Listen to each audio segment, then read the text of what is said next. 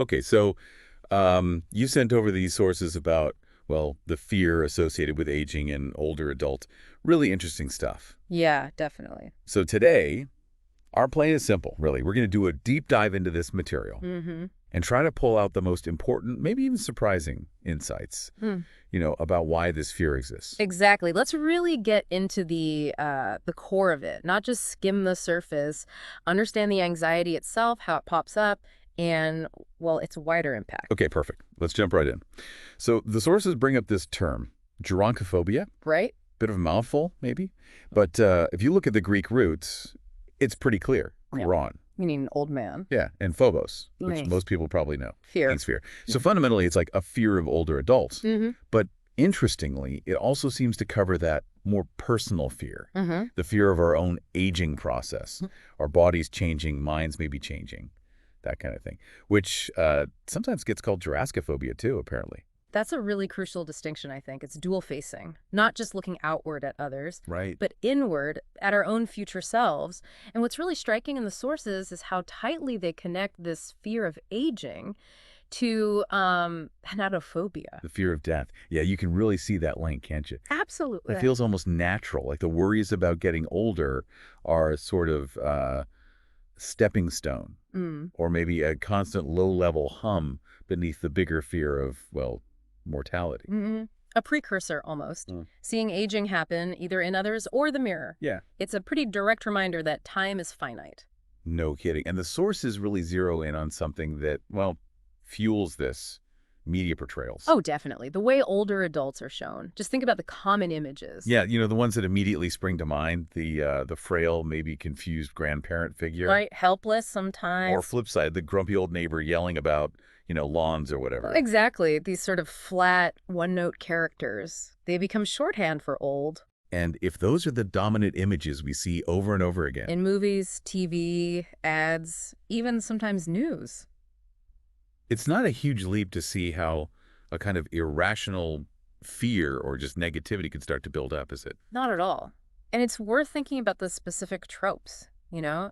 Forgetfulness, physical weakness, being resistant to change. Hmm. Those things prime us to maybe subconsciously dread that stage of life. And this goes beyond just feeling a bit anxious, doesn't it? Yeah. The sources explicitly connect gerontophobia to actual discrimination, Yes. ageism. That link is critical. This fear, or even just these negative assumptions the sources talk about, Yeah. they often come from this ingrained idea of inevitable decline. The expectation that old age means bad health, disability, disease, the whole package. Right. And like we said with thanatophobia, just seeing older people can, for some individuals, trigger that memento mori response. As a reminder of death. Yeah. Literally. So seeing someone older makes your own mortality feel closer, more tangible. And maybe the fear is a way to push that thought away, like a defense mechanism. Could be part of it. But here's a fascinating twist the sources bring up. Historically, it wasn't always like this. Oh. Apparently, way back, say, in the Middle Ages, old age was often seen quite differently, sometimes even as a golden age. Golden age, wow. That really flips the script, doesn't it? It does. It shows our current anxieties aren't, baked into human nature universally. They're shaped by culture, by time. Hmm. There was a time when getting older meant wisdom, respect. Authority, maybe. Yeah, authority, experience, a life well lived. So what changed? Did the sources suggest why that view shifted? Well, they point towards a change happening around the time of the Anglo-Saxons. Okay. That's when we start to see more, let's say, negative depictions of older people showing up in literature. So it starts getting reflected in the stories people told. Precisely. And that's so important, isn't it? The stories a culture tells itself really mold how people feel collectively about everything, including aging. Yeah. And this more, gerontophobic view seems to have gained traction in literature from then on. And the sources actually name names, don't they? Specific example? They do. They mention things like Anglo-Saxon poetry, for instance. Then there's Shakespeare. King Lear comes to mind immediately. That's hardly a cheerful take on old age. Not exactly. It's pretty bleak, really. Right. Then you've got Swift's Gulliver's Travels. Even Jane Austen's Persuasion apparently has elements of this. Wow. So it's a thread running through some really major works. Yeah, and you have to wonder how generations absorbing these stories might have subtly had their perceptions shaped. Definitely. And of course, it doesn't stop there. Modern media, TV, movies. Yeah. It's still a mixed bag, right? But those negative stereotypes are definitely still around. Unfortunately, yes. Very common. Okay, so we've got this fear, gerontophobia tied to aging itself, older people, our own mortality, Hmm. fueled partly by media stereotypes, leading to actual ageism. Mm. It feels like a pretty tangled knot. It is complex, deeply ingrained. Did the sources offer any, well, ways forward, any hints about how we might address this? They did touch on a few potential approaches. One big one was better education about aging. Okay, like Hmm. challenging the myths. Exactly. Giving people a more accurate, nuanced picture of what later life can actually be like, not just the negative stereotypes. Makes sense. What else? They also highlighted the value of simply more contact, more interaction between younger and older people.